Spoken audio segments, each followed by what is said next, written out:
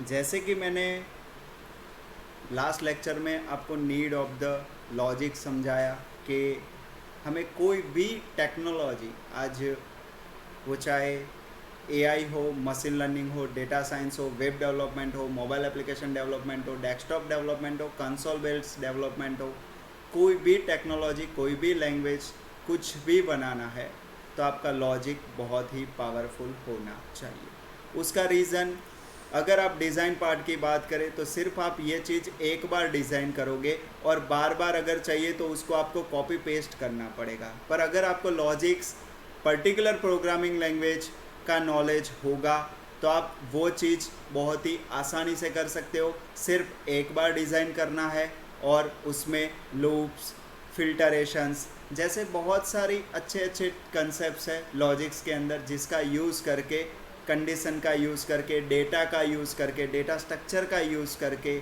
आप लूप्स का यूज़ करके आप इसको डायनेमिक बना सकते हो। मतलब एक बार डिज़ाइन करके उसके ऊपर लूप घुमा के आप मल्टीपल टाइम्स उसको आसानी से डेवलप कर सकते हो, डिज़ाइन कर सकते हो। ओके, तो आफ्टर लॉजिक्स ऑफ इम्पोर्टेंस, अब हम बात करते हैं प्रोग्रामिंग लैंग्वेजेस की, लॉजिक्स के रिगार्डिंग प्रोग्रामिंग लैंग्वेजेस की। तो आज सबसे पहले लॉजिक्स रिगार्डिंग प्रोग्रामिंग लैंग्वेज की बात करें तो सबसे पहले प्रोग्रामिंग लैंग्वेजेस है सी लैंग्वेज। आज हम प्रोग्रामिंग इस इन दिस वीडियो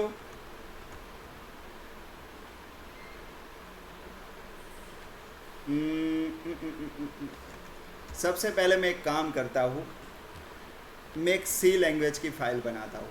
फ़ाइल बनाने से पहले सबको आई होप कि फ़ाइल बनाने का नॉलेज होगा ही।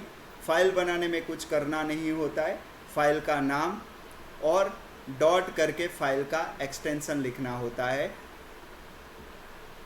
जिस फाइल का एक्सटेंशन आप लिखोगे पर्टिकुलर वो फाइल उस में बनना चालू कर देगी, वर्क करना चालू कर देगी। दूसरी चीज़, मैं आपको सबसे मोस्ट इम्पॉर्टेंट पावरफुल चीज़ की बात करता हूँ कि आज आप आपके लैपटॉप के अंदर ये सारी फाइल्स वगैरह देखते हो, राइट। जैसे कि ये मेरे बहुत सारे प्रोजेक्ट्स पड़े हुए हैं, ये सारे फोल्डर है, फाइल है। तो आप जब तक आईटी का आपको नॉलेज नहीं है, लॉजिक का आपको नॉलेज नहीं है, तब तक आप इन सभी को file, folder, video, audio etcetera etcetera वही समझते हो। पर मैं आपको एक राज की बात बता दूं कि ये सारा फाइल, फोल्डर, वीडियो, ऑडियो या जितनी भी चीज़ आपके लैपटॉप के अंदर है, वो सारी चीज़ एक डेटा है। वो सारी चीज़ एक डेटा है। वो जो डेटा जो हम रियल टाइम, जैसे कि ये डेटा है, जैसे कि मैंने इस मेरी वेबसाइट पे होवर किया और ये PHP, स्प्रिंग बूट और ये जो भी है ये भी एक लारावेल और ये भी एक डेटा है। उसी तरीके से हमारी जो लैपटॉप है, उस लैपटॉप के अंदर जितने भी फोल्डर, फाइल, वीडियो, ऑडियो, जितनी भी चीज़ है वो सारी चीज़ डेटा है। मतलब इतना तो आपको समझ आ ही गया होगा कि डेटा है तो आईटी है, आईटी है तो डेटा है, और डेटा है तभी प्रोग्रामिंग लैंग्वेज है, और तभी प्रोग्रामिंग लैंग्वेज के अंदर पार्ट्स है। तो in this video we will learn types of programming languages. Types of programming languages मतलब मैं जावा, PHP, पाइथन, एंड्रॉयड वो प्रोग्रामिंग लैंग्वेज की बात नहीं कर रहा हूँ।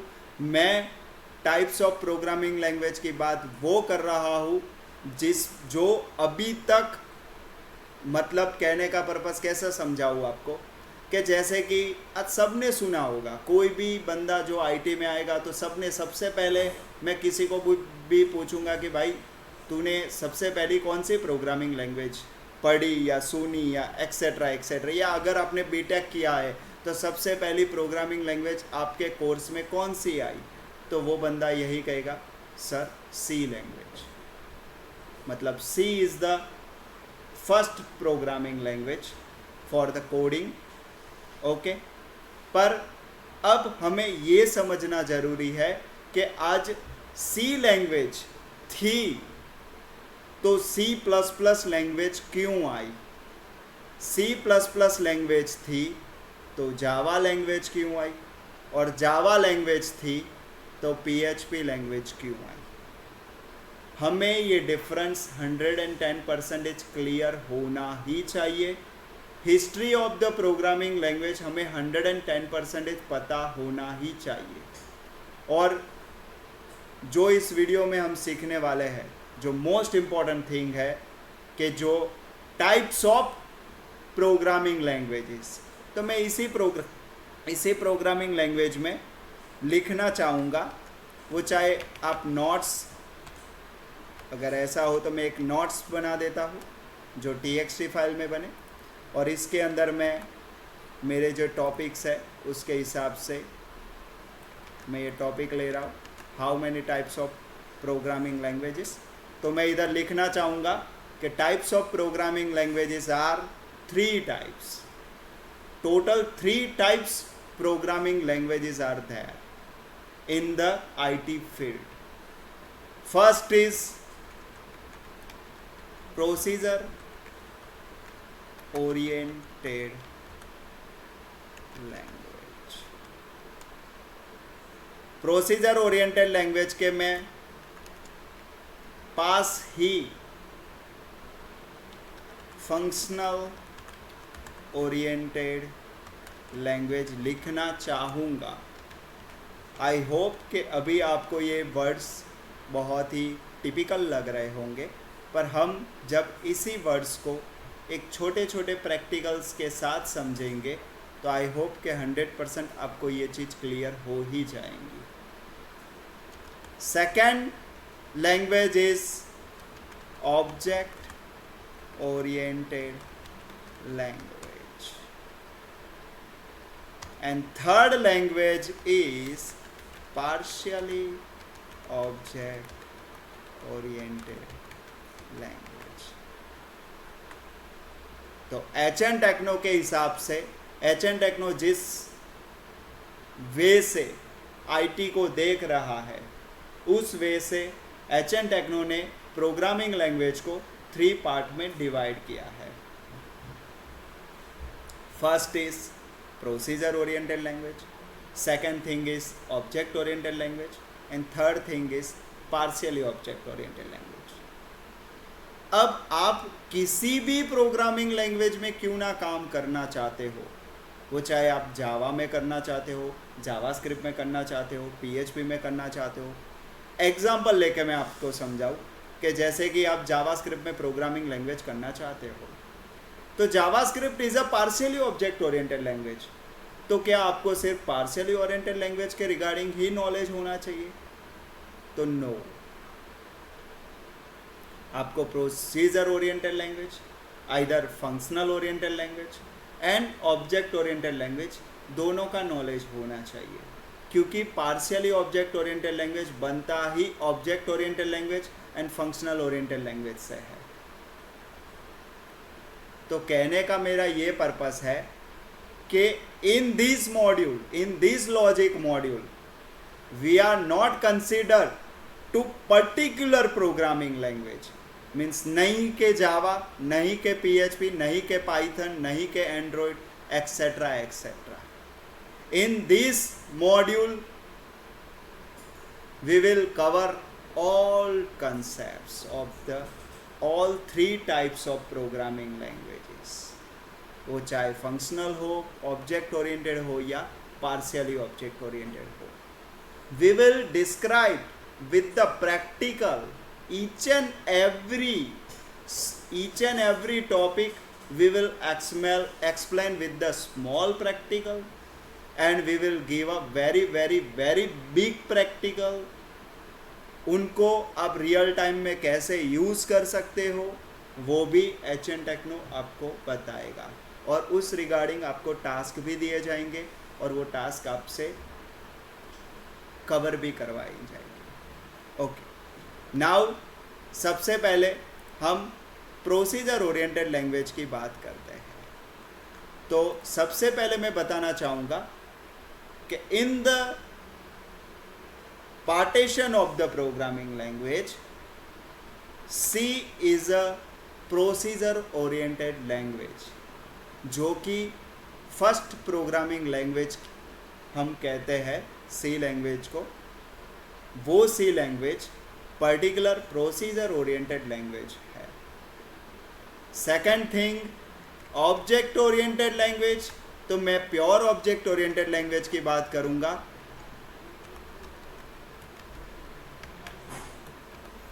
प्योर ऑब्जेक्ट ओरिएंटेड लैंग्वेज की अगर मैं बात करूं तो प्योर ऑब्जेक्ट ओरिएंटेड लैंग्वेज में जिसका नाम आता है वो लैंग्वेज है जावा। अगर आप बात करें फोर्थ टाइप मतलब no doubt this is not a fourth type, पर अगर आप बात करें कि जो लैंग्वेज प्रोसीजर ओरिएंटेड भी हो और ऑब्जेक्ट ओरिएंटेड लैंग्वेज भी हो, तो वैसी कोई प्रोग्रामिंग लैंग्वेज है तो हाँ है, जिस लैंग्वेज का नाम है C++। CPP मतलब C++। तो इतना तो आपको क्लियर होना ही चाहिए। And history of the technology, history of the languages आपको पता होना ही चाहिए कि सबसे पहले programming language procedure oriented language आई, जिसमें लैंग्वेज का नाम है C लैंग्वेज। उसके बाद जो प्रोग्रामिंग लैंग्वेज आई जिसमें वो procedure oriented and object oriented language both है, और वो प्रोग्रामिंग लैंग्वेज का नाम है C++। Then after pure object oriented language, जिस लैंग्वेज का नाम है जावा। और उसके बाद अगर हम पार्शियली ऑब्जेक्ट ओरिएंटेड लैंग्वेज की बात करें, मतलब कि जिसमें हम पार्शियली ऑब्जेक्ट ओरिएंटेड लैंग्वेज का मतलब है कि जिसमें आप ऑब्जेक्ट ओरिएंटेड का भी कोड कर सकते हैं, फंक्शनल ओरिएंटेड का भी काम कर सकते हैं, और इन दोनों में से कोई काम ना करना हो, डायरेक्टली कोड लिखना हो तो भी आप लिख सकते हो। तो वैसी लैंग्वेज है PHP, पाइथन, जावास्क्रिप्ट,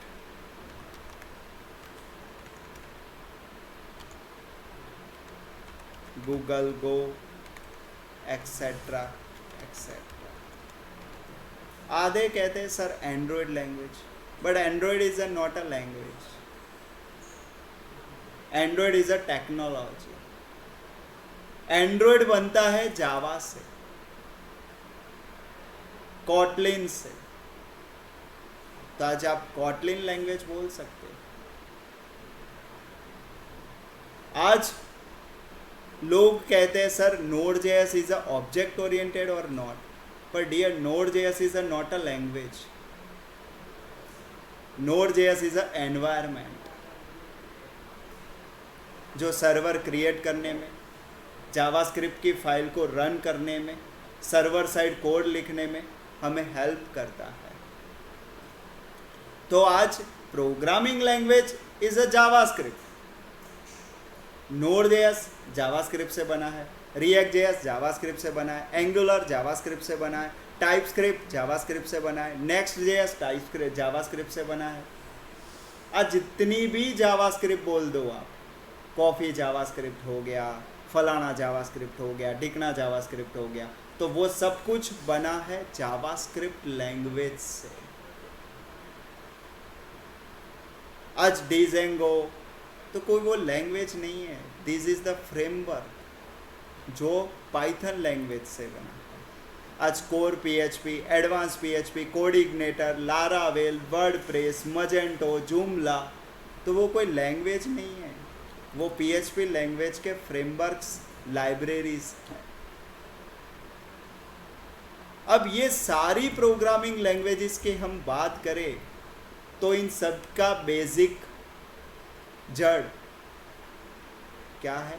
लॉजिक, मतलब के C language and C++ language. इन दो लैंग्वेज से ही बाकी की सारी लैंग्वेजेस बनती है, सिर्फ चेंज होता है तो वो होता है सिंटैक्स, मतलब कि आप किस तरीके से IT को देखते हो वो बहुत ही मैटर करता है। राइट नाउ बहुत सारे आईटी में डेवलपर्स हैं, but I think in the 100%, 8 to 9% developers are successful, and remaining 92% is developers are not successful.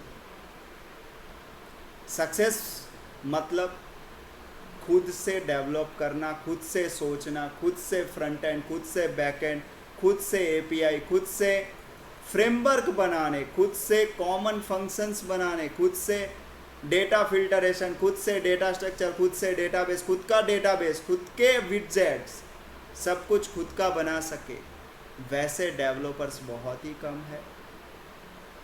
ये सारी चीज़ बनती है लॉजिक से, लॉजिक से, लॉजिक से, दैट्स इट। अब हम छोटे छोटे प्रैक्टिकल्स लेके इन सभी प्रोग्रामिंग लैंग्वेज में डिफरेंस देखते हैं।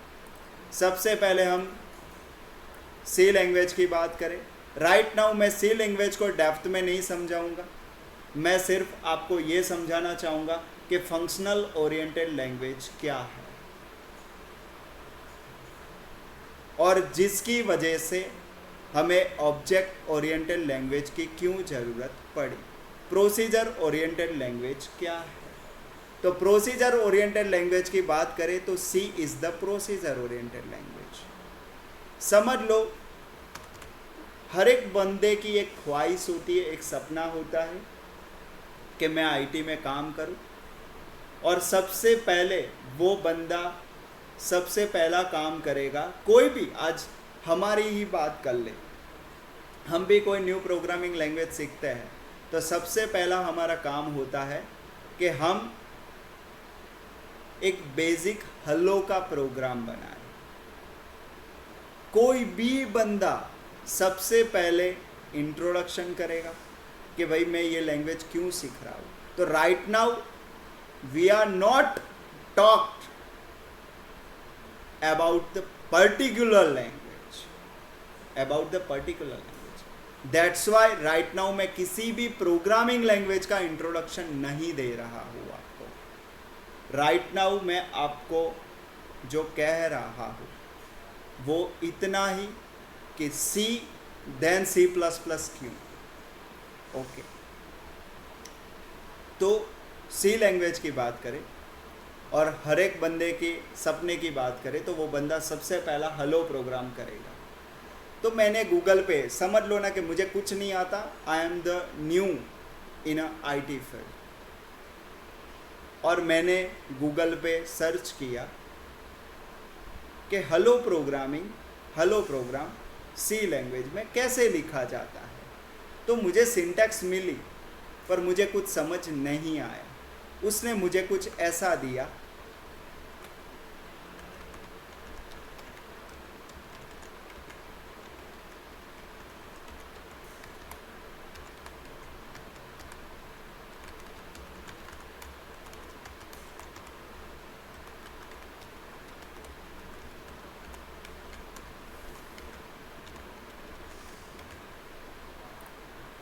या तो मैं डायरेक्टली राइट नाउ गूगल से भी ले सकता हूँ।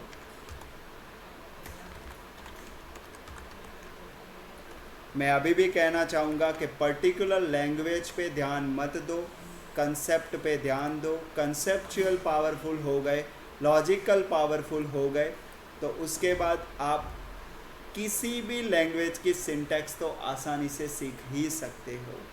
सिंटैक्स तो डेली अगर आप 10 टाइम लिख दोगे एक का एक प्रोग्राम तो आपको सिंटैक्स याद रह जाएगी, पर लॉजिक ना गूगल पे मिलेगा ना कोई एआई टूल्स में मिलेगा तो सिर्फ सिंटैक्स। तो आप सिंटैक्स की फ़िक्र मत करो। चलो, मैंने समझ लो कि इसी को कॉपी किया, इधर समझ लो कि पेस्ट कर दिया और आ गया, ठीक है। अब मुझे नॉलेज नहीं है, ठीक है, ये क्या है सर, ये क्या लिखा हुआ है, I don't know what is this. मुझे तो सर हेलो लिखना था और मुझे प्रिंट हेलो करना था, तो मैंने मेरे दिमाग से एक काम किया कि ये सब कुछ निकाल देता हूँ ये सब कुछ निकाल देता हूँ। मैं आपको फिलहाल समझाने जा रहा हूँ what is functional oriented programming. Okay, तो समझ लो कि मुझे नॉलेज नहीं था, मुझे सिर्फ इतना पता था कि मुझे हेलो प्रिंट करना है, तो मैंने प्रिंट जैसा कुछ दिखा उसको रखा, बाकी का सब निकाल दिया। ठीक है, बाकी का सब निकाल के मैंने गूगल पे सर्च किया कि सी लैंग्वेज की जो फाइल है उसको रन कैसे कर सकते हैं, तो उसने कुछ मुझे स्टेप्स दिए 2-3। राइट नाउ वो मैं स्टेप्स नहीं समझाऊंगा क्योंकि मेरे लैपटॉप के अंदर सी के रिगार्डिंग कोई टूल्स इंस्टॉल नहीं है। ठीक है, तो मैं आपको एक्सप्लेन कर सकता हूँ, वेरी डेप्थ एक्सप्लेनेशन कर सकता हूँ। ठीक है, तो समझ लो कि सी लैंग्वेज की बात करें तो सी लैंग्वेज में मैंने प्रिंट एफ हेलो लिख दिया है। हेलो लिखने के बाद मैंने गूगल पे सर्च के लिए किया how to run the C file, and Google मुझे देता है 2-3 स्टेप्स। वो 2-3 स्टेप फॉलो करता हूँ और इस फाइल को मैं रन करता हूँ। आई नो वेरी वेल, मुझे इधर टॉपिक्स में ऐड भी करना है, compile source to machine code and run.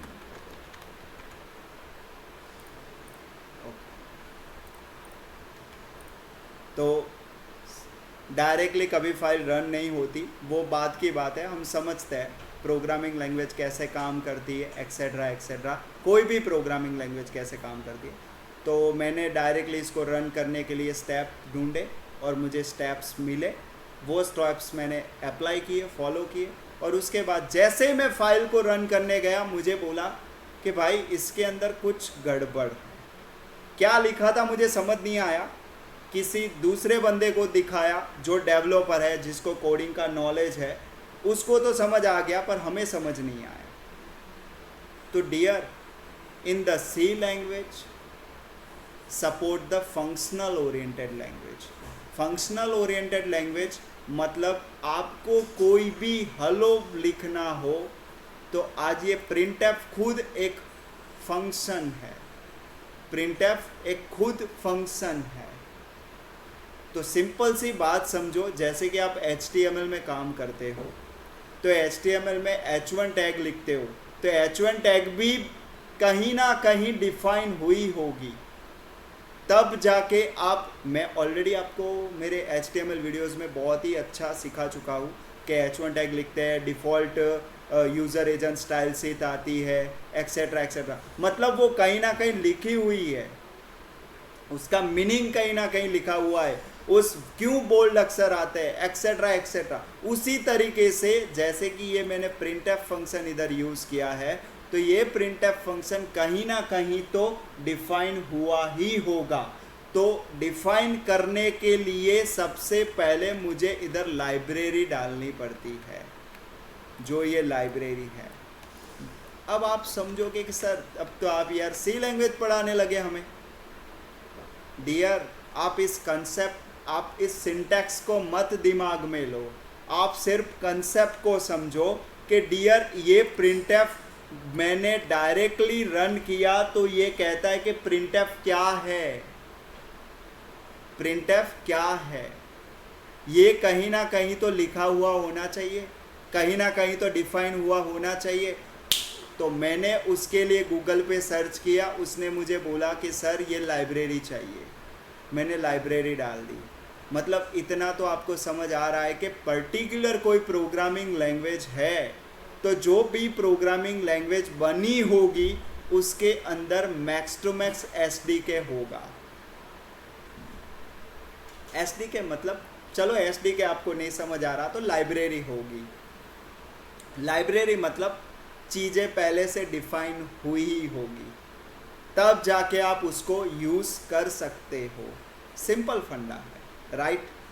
Second thing is that कि आज मैं ये लाइब्रेरी लिखने के बाद में सी फाइल को रन करने गया, वंस अगेन वही स्टेप्स अप्लाई करके मैं सी लैंग्वेज की फाइल को रन करने गया तो वंस अगेन मुझे एरर दी कि इसमें कोई मेन नाम की मेथड नहीं लिखी है। अब आप बोले कि सर ये क्या है, कुछ समझ नहीं आ रहा, मेरे ऊपर से जा रहा है, सब कुछ ऊपर से जा रहा है। ठीक है, तो डियर समझो, एक सिंपल सी बात समझो कि आज मुझे हेलो प्रोग्राम लिखना है, तो मैंने printf लिखा, उसके अंदर हेलो लिखा। अब सिंपल सी बात समझो, मेथड या फंक्शन या मेथड और फंक्शन में डिफरेंस क्या है वो आप पर्टिकुलर ऑब्जेक्ट ओरिएंटेड प्रोग्रामिंग समझोगे, उसके बाद ही आपको समझ आएगा। तो राइट नाउ मैं मेथड और फंक्शन के बीच में डिफरेंस नहीं समझा रहा। समझ लो कि आपने एक printf नाम का फंक्शन इधर कॉल किया है जिसमें हेलो लिखा है। डियर समझ लो कि ये चीज़ आप किसी फंक्शन में नहीं लिख रहे हैं, मतलब समझ लो कि किसी ब्रैकेट के अंदर नहीं लिख रहे हो। ठीक है, ऐसे रेडी। ये क्या है उसको 2 मिनट के लिए साइड में रख दो, सिर्फ आप लॉजिकली समझ लो। आई होप कि मैं आपको इसको बहुत ही अच्छी तरीके से समझा पाऊँ। आफ्टर द कंसेप्ट क्लियर, ठीक है। तो सिंपल सी बात समझो कि मैंने इधर वॉइड मेन लिख दिया, मतलब एक फंक्शन लिख दिया और फंक्शन के अंदर ये लिखा। अब ये क्यों ज़रूरत है, इसकी क्यों इसका ज़रूरत क्यों है? तो सिंपल सी बात समझो कि ये नहीं है, चलो समझ लो कि इधर ये नहीं है। अब आप कोई भी प्रोजेक्ट बनाओगे तो उसके अंदर कितने लाइन का कोड लिखोगे? 5000 line, 200 line, more than lines, right. अब समझ लो कि मोर देन लाइन्स आपने लिखी, समझ लो कि कोई काम कर रहे हो आप, उस प्रोजेक्ट के अंदर आपने 5000 लाइन लिखी, उसके अंदर 1000 लाइन ही ऐसी है जो यूनिक है और बाकी की 4000 लाइन डुप्लीकेट है। समझ लो कि ये फंक्शन जो मैंने बनाया था वैसा नहीं है। मैं आपके सामने उसकी कंडीशंस खड़ी करता हूँ कि क्यों ज़रूरत पड़ेगी हमें। समझ लो कि आपने कोई सॉफ्टवेयर बनाना चालू किया, आपको नॉलेज नहीं है, फिर भी आप समझ लो कि आपने एक एज्यूम करो कि आपने सॉफ्टवेयर बनाना चालू किया, आपने 5000 लाइन लिखी, ऐसे printf, छोटे मोटे plus minus, multiplication, divide, data store करना, वैसे कोई ना कोई ऑपरेशंस करने चालू कर दिए। ऐसा समझ लो कि आपने कर दिए, ऐसे टोटल 5000 लाइन्स आपने लिख दी। पर इस 5000 लाइन के अंदर समझ लो कि 1000 लाइन ही यूनिक है, बाकी की 4000 लाइन डुप्लीकेट है, मतलब वो कहीं ना कहीं ऊपर लिखी हुई है। अब ऊपर ऑलरेडी आप लिख चुके हो और नीचे वही चीज़ आपको ज़रूरत पड़ती है, तो आपको बार बार लिखनी पड़ेगी। इसका सॉल्यूशन क्या? तो कि इसका solution in the HTML CSS programming language we can use class and create a class and use the class. In the HTML CSS language की अगर मैं बात करूं तो सेम थिंग, इधर वही चीज आती है, फंक्शन टॉपिक। आपको जितनी कॉमन चीज लगती है आप उनके फंक्शंस बना सकते हो और जहां पर भी जरूरत पड़े उस चीज को आप कॉल कर सकते हो। You can access the function. मतलब आपको बेसिक तो आइडिया आया होगा कि फंक्शन चीज क्या है। फंक्शन चीज ऐसी चीज है कि आप समझ लो कि 5000 लाइन का कोड लिख रहे हो और अगर आपको लग रहा है कि ये 4000 लाइन्स मैनी टाइम्स रिपीट हो रही है, तो आप उन सभी लाइंस को एक 1 बाय 1 ऑपरेशन, जैसे कि ये 4 लाइन एक ऑपरेशन है, ये 4 लाइन एक ऑपरेशन है, ये 4 लाइन एक ऑपरेशन है, ये 4 लाइन एक ऑपरेशन है, उनको आप डिस्ट्रीब्यूट करके डिफरेंट फंक्शन बना सकते हो। और आपको इस प्रोग्राम में, इस प्रोजेक्ट में जहां पर भी नीचे ज़रूरत हो उधर आप उन फंक्शंस को कॉल कर सकते हो। तो ये हो गया आपका फंक्शनल ओरिएंटेड प्रोग्रामिंग। ये हो गया आपका फंक्शनल ओरिएंटेड प्रोग्रामिंग। तो आई होप कि आपको थोड़ा बहुत तो समझ आया होगा कि फंक्शन क्या है।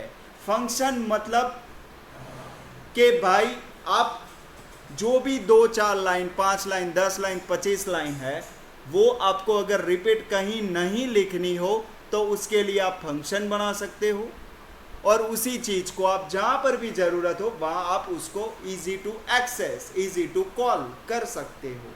मतलब आपका सीधा